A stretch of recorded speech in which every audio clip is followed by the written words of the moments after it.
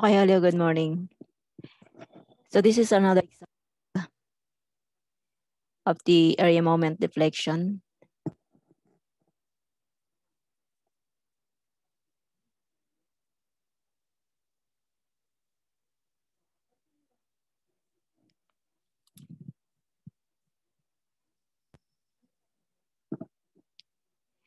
Okay, here in the example, we are going to find the slope at point A and the deflection at point C.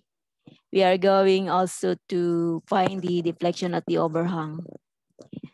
So take note that the material is anisotropic because the moment of inertia from A to C is 2 times the moment of inertia from C to F. And since yung structures natin ay pinagkoconnect lang ng hinge o yung parang pinaka-bisagra, kaya mapuputol yung ating elastic curve doon sa point C. So sa principles ng area moment, kapag hindi continuous ang elastic curve, yung area under that certain span ay magkaiba. So meaning, ang kukunin po natin na area lamang kapag nag-analyze na tayo ng deflection at ng slope between sa structures A to C ay yung area lamang na under nun. So let's say ang area under ng A to C ay ito lamang na triangle having the 270 rise. Then ang area under ng C hanggang F ay ito lamang. Okay, so we must first determine the reaction at point A, roller at D, and roller at E.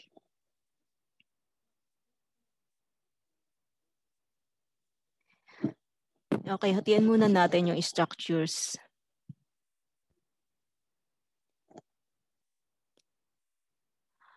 Okay, structures A to C, we have the magnitude of 180 concentrated load at point B. So since wala tayong horizontal load, so ito yung i-represent natin yung reaction sa hinge. Then this is the other. So this is the hinge. This is point E. This is RD. This is point E, reaction at E. And this is the overhang concentrated load, 67.5 kilonewton. This is 3 meter, 5 meter, and this is 3 meter, 3 meter, 3 meter. This is RA. So considering structures AC, summation of moment at point A equals 0.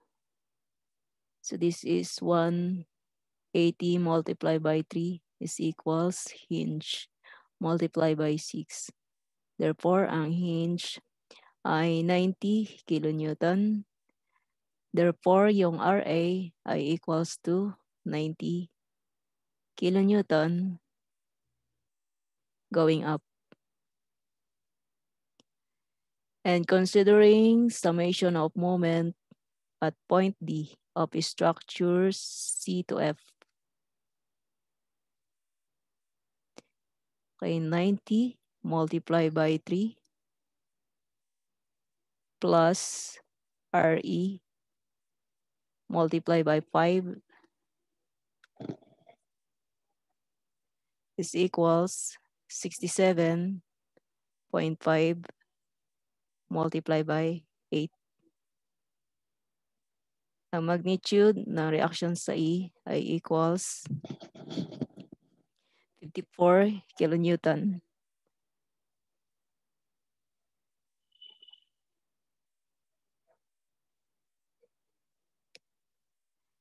Okay, taking summation of all the forces vertical equals 0. RA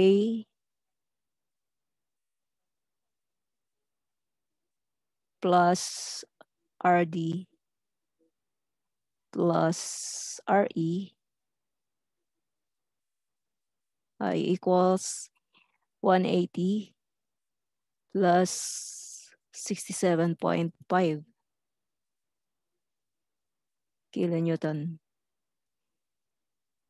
Okay. So yung RD ay equivalent ng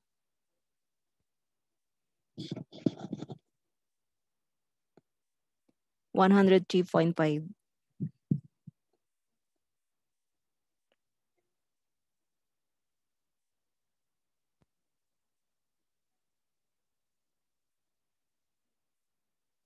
kilonewton going up. From that data, makakompute niya yung resultant moment. This is 90, 103.5, and this is 54. So below is the diagram of resultant moment. So this is 90 multiplied by 3 at the summation of moment at point B to 70 and so on. So this is the adjusted moment over EI diagram. So because this is 2I, para magkaroon na lang tayo ng common I, so 270 over 2 is 135. So therefore, so lahat ng elasticity and I natin is common na today. Okay. So let us analyze the deflection. So sabi natin, hindi continuous yung elastic curve from A to C dahil ito ay hinge na. So mapuputol siya dito. So let's draw the exaggerated shape ng elastic curve dito. So malulundo siya sa B ng amount na to. At sa point C, ito yung amount ng kanyang deflection actually. Ito yung amount ng deflection niya. So lahat na yan ay deflection ng C. So ito, from undeformed shape ng structure, this is slope ng D. Also, this is slope ng D. So ito yung tangent line natin. It touch D. Ito continuous from C, continuous na yung magiging elastic curve natin. So this is elastic curve. So point E. Hanggang doon sa tangent line. So we call this deviation or tangential deviation of E, point E, with respect to D.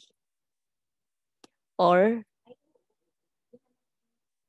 5 times ng slope ng D. Remember, yung slope, ang definition niya ay rise over run. Okay. So pag kinuha natin yung rise, so this is the rise of this triangle. Itong triangle na to. So yung rise ng triangle na yan ay equivalent ng slope. So yan ay 5. Therefore, that is the slope ng D. So that is why it is equivalent to 5 multiplied by slope ng D. Then ito, no, draw the tangent line from this elastic curve. So ito yon. So, kung ito yung elastic curve.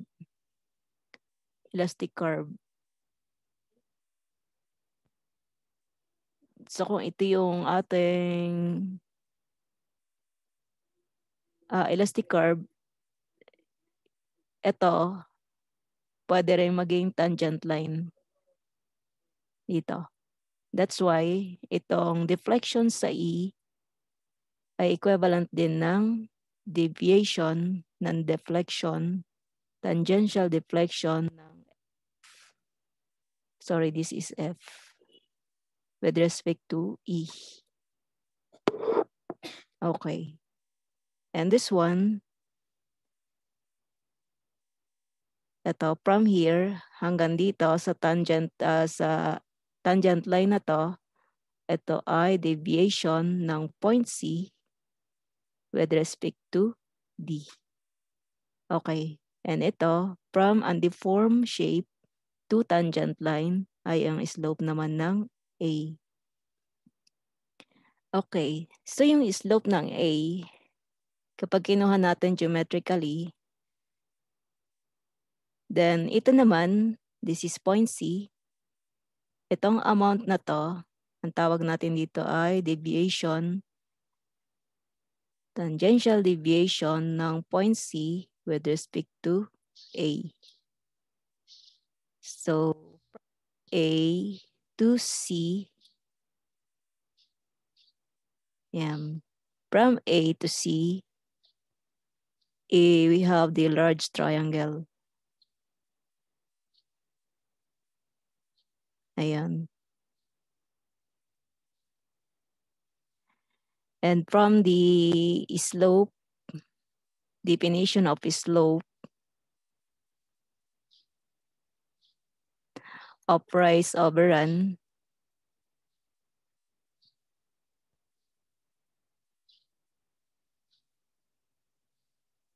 ang slope ng A ay equals rise, which is deflection ng C, ito, plus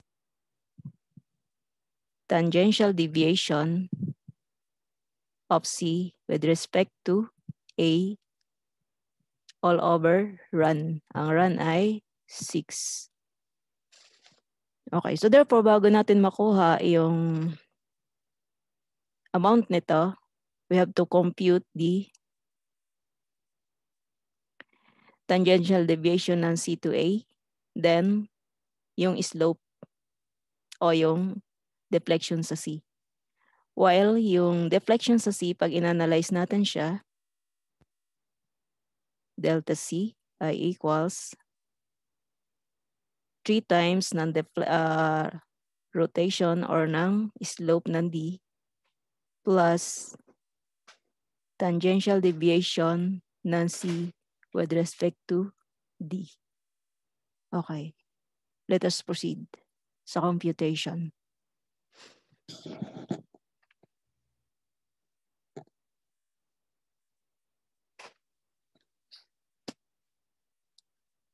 So kunin muna natin to.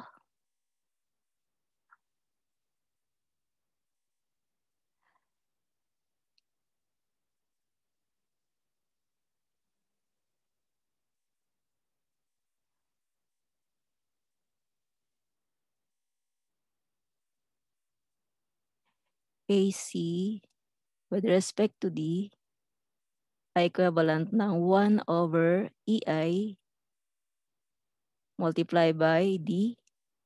So lahat ng area under that segment from C to D, ito yung segment niya.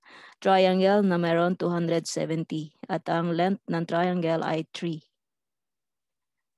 So yung amount na kinukuha natin ay hanggang dito sa point na to. So ibig sabihin, ito yung centroid ng triangle. So ito yung kanyang distance doon. This is 2, 2/3 of 3, and this is 1, 1/3 of 3. Okay, 1/2 area ng triangle multiply by 270 multiply by 3 multiply by moment arm na 2. That is equals to 810 810 kilonewton to I cubic meter over EI. Okay. So, paano naman natin makukuha yung slope ng D? Ang slope ng D ay equivalent po nito.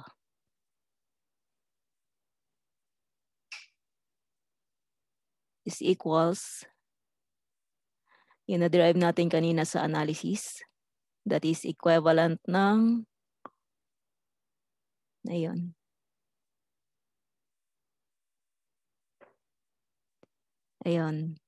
deviation ng tangent ng E with respect to D.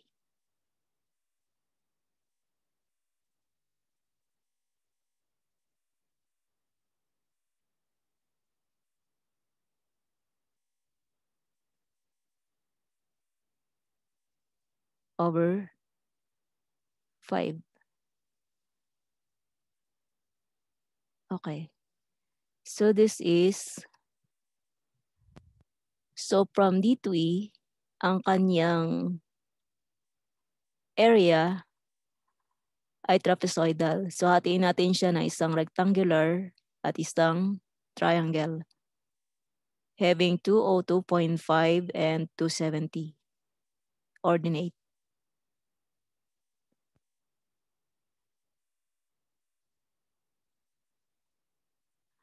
1 over EI. Ayan. So rectangle muna tayo. 202.5 multiply by 5 multiply by 2.5. So mini-measure natin kasi ito yung amount na kinukuha natin. Ito po yung amount na kinukuha natin. Kaya i-measure natin ang kanyang distance o centroid hanggang dun sa E. At ito naman ay ganun din. So ito ay 2/3 ng 5. Ito ay 2.5. Ito naman ay 10 over 3. 2 multiplied by 5 over 3. That is 2/3 ng 5. Plus 1/2. Triangle. That is 67.5. 270 minus 202.5, 67.5. 67.5 multiplied by 5 multiplied by 10 over 3. And that is equals to 3093.75.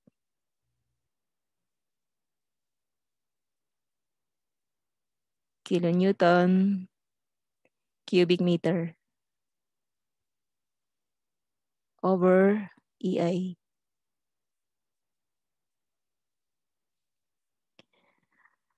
So therefore, ang value ng slope ng D ay equivalent to 3093.75 over 5 EI. Ito po. That is equals 618.75.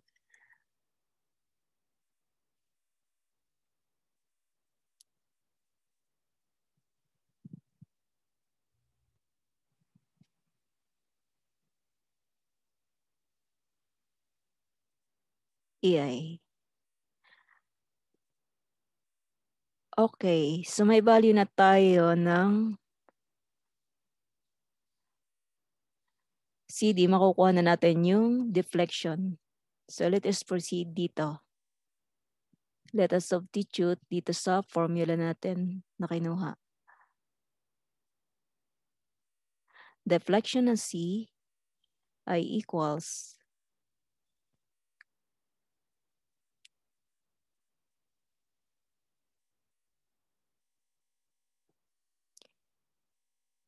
3 multiplied by 618.75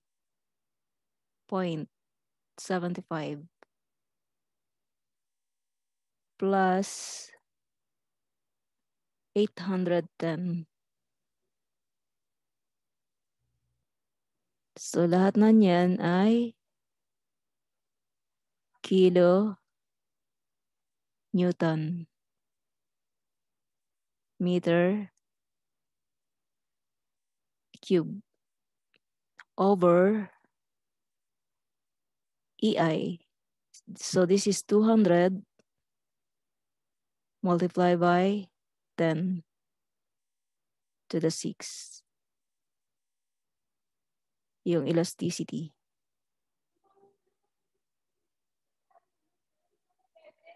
Multiply by I, which is 1040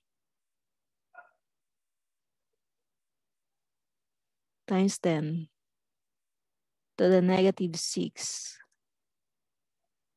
converted to meter to the fourth. Okay. So ito, pwede natin 6 minus 6 is 0. So this is meter square. Matitirahan dito ng meter square. So cancel ulit. Matitirahan dito ng meter. Kaya ang deflection ay in terms of meter, kilonewton. This is kilonewton. So therefore, ang deflection sa C ay equals 0.0128 meter. 0.128 meter. Or 12.8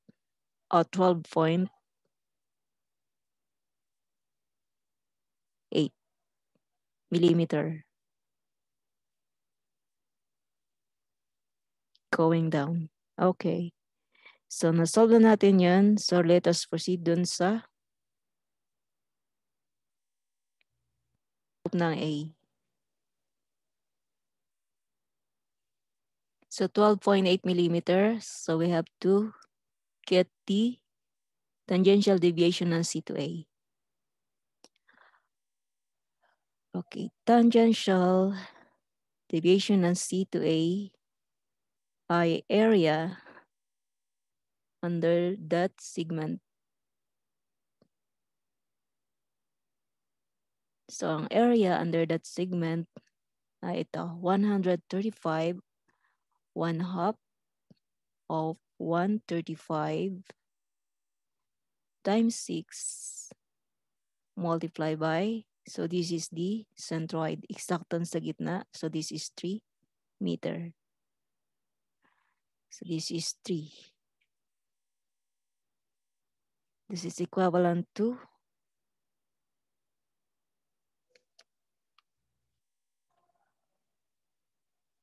1215.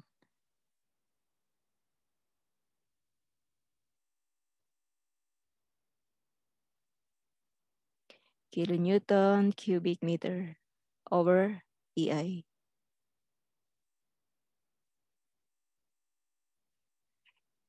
So therefore, ang slope sa A ay 1215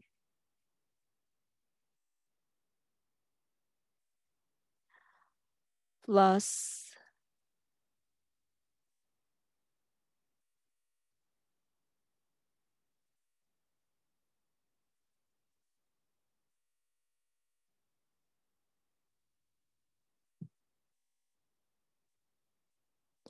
yung AC natin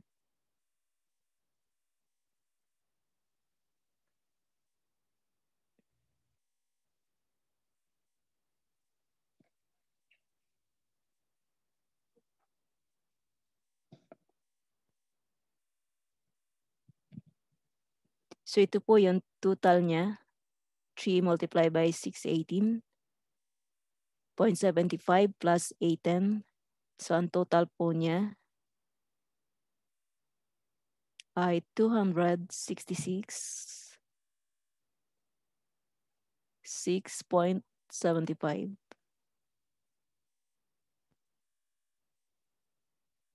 kilonewton cubic meter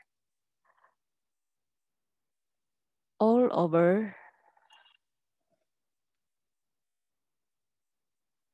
6 multiplied by 200 times 10, 6 kilonewton per square meter times 1040 times 10 to the negative 6 meter to the fourth. So that is unitless.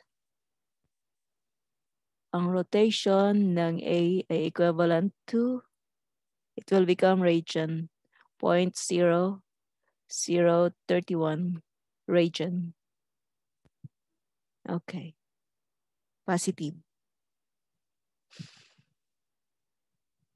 Okay. So let us get the overhang deflection. Ito.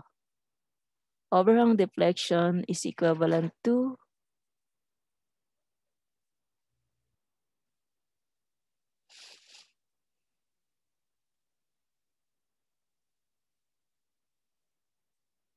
deviation or tangential deviation of F with respect to E equals 1 over EI multiplied by the, ito, yung area ng triangle under the segment AF. So ito po yung ating moment arm centroid. This is 2 meter, 2/3 of 3. 1/2 multiplied by 202.5 multiplied by 3 multiplied by moment arm na 2. And that is equals 607.5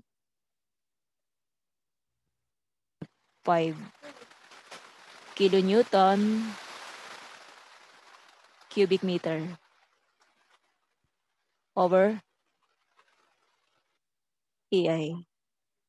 So therefore, ang deflection sa overhang ay equals 607.5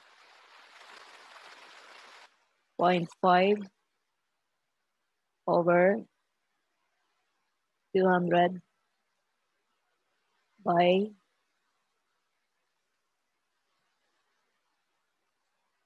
1040,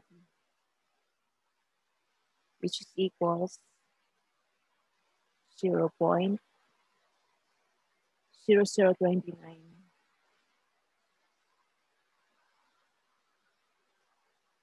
meter or